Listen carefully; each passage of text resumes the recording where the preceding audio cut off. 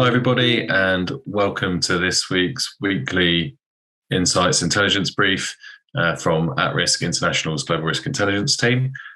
I'm Director of Intelligence, Ross Hill, and with me today, I've got one of our intelligence analysts, Roman Fisher, and we're just going to take you through what we thought is interesting or important for the week ahead. First up, in Ukraine, Vladimir Putin declared the illegal annexation of 4 regions: Kherson, Zaporizhzhia, Luhansk and Donetsk. That was during an address at the Kremlin last Friday. In that same speech, he warned Ukraine and the West that the sovereignty of these areas would not be open to future negotiation, and those living within them had become Russian citizens forever. However, some developments early this week where it's not actually clear where Russia considers its borders to be. It doesn't control the full territory of those areas in eastern Ukraine, and is apparently then consulting with locals in the area to identify officially where they're going to place their borders. So everything looking still quite uncertain in those areas. The US responded by announcing another round of sanctions targeting Russia, specifically the defense and technology sectors. And Russia's actions been fairly widely criticized internationally, but China and India, which are 2 of the main partners that Russia has at the moment, abstained from a vote at the UN Security Council to actually condemn the annexation. 10 of the 15 countries of the Security Council actually voted to condemn it, but Russia unsurprisingly vetoed. Ukraine is undeterred by the annexations. It's continuing to stage counteroffensives and win back territory, taken full control of Liman, a key logistics hub in Donetsk. This is actually Russia's largest battlefield loss in the war so far. Ukraine also reportedly making some gains further south in Kherson. That's actually causing some domestic criticism in Russia, a lot of criticism directly against the military, and actually some starting to be sort of indirectly against Putin as well. And the pressure domestically in Russia is definitely building for Putin. Because of Ukraine's successes, there are actually some growing concerns about Russia's potential use of nuclear weapons. There's probably a way to go until we would reach that point. You'd be looking at sort of a very kind of decisive battlefield victory for Ukraine, something like that for Russia to really consider that. And at the moment, really, we're sticking with our prolonged conflict scenario. In Uganda, there's a new Ebola outbreak. It was first confirmed on 20th of September. So far, there's about 36 cases and 6 deaths.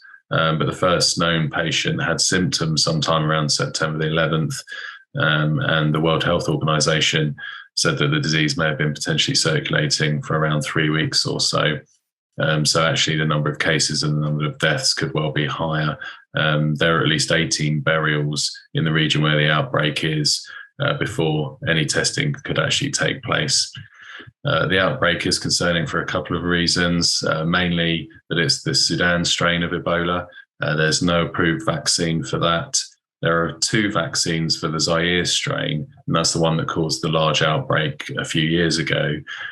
One is known not to protect against the Sudan strain, and the other one is untested. So there's a lot of concern that there's no protection for health workers, particularly.